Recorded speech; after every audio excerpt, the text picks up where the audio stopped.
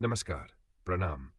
आप देख रहे हैं खबर जंक्शन लाइव चैनल, जहां मुखिया संघ ने त्रिस्तरीय पंचायतों की 14 सूत्री मांगों और ग्राम कचहरी की 11 सूत्री मांगों को लेकर कई चरणों में चल रहे आंदोलन पर क्या कुछ कहा। क्या बिहार प्रदेश मुखिया संघ के उपाध्यक्ष विनय भूषण कुमार उर्फ शेर सिंह ने सरकार को दी कोई चेतावनी? क्या सरकार इन मांगों को मानेगी या नहीं? और अगर नहीं मानेगी तो फिर मुखिया संघ क्या कदम उठाएगा? इस पर मुखिया संघ के उपाध्यक्ष ने क्या कुछ कहा, सुनिए इस वीडियो में। और अब एक बड़ी खबर।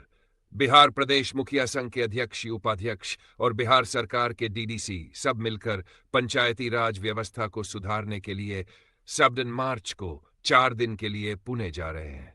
वहां के मॉडल को देखेंगे, समझेंगे और फिर बिहार में भी उसी तरह का मॉडल लागू करने की योजना बनेगी। ये बड़ी जानकारी दी बिहार प्रदेश मुखिया संघ के उपाध्यक्ष विनय भूषण कुमार उर्फ शेर सिंह ने। तो बने रहिए खबर जंक्शन लाइव चैनल के साथ। आगे की हर बड़ी खबर सबसे पहले यहीं मिलेगी।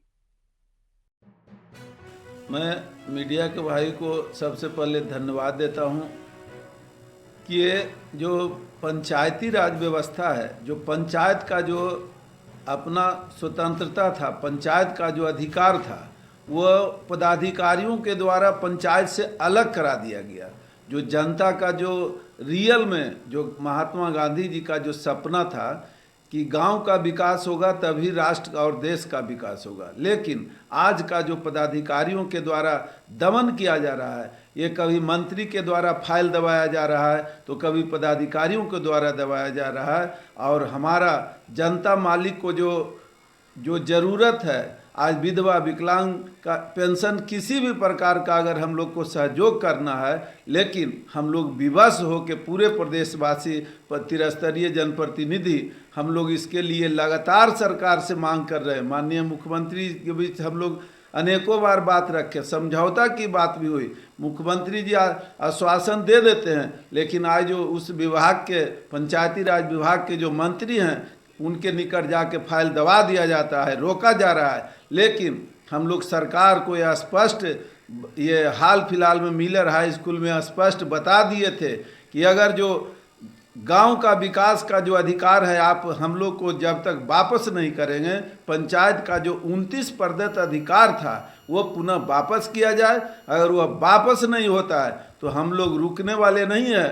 पूरे जनता के साथ, यानी त्रिस्तरीय सभी जनप्रतिनिधि एक हो गए हैं और साथ में हम लोग जनता को भी अपने साथ लिए।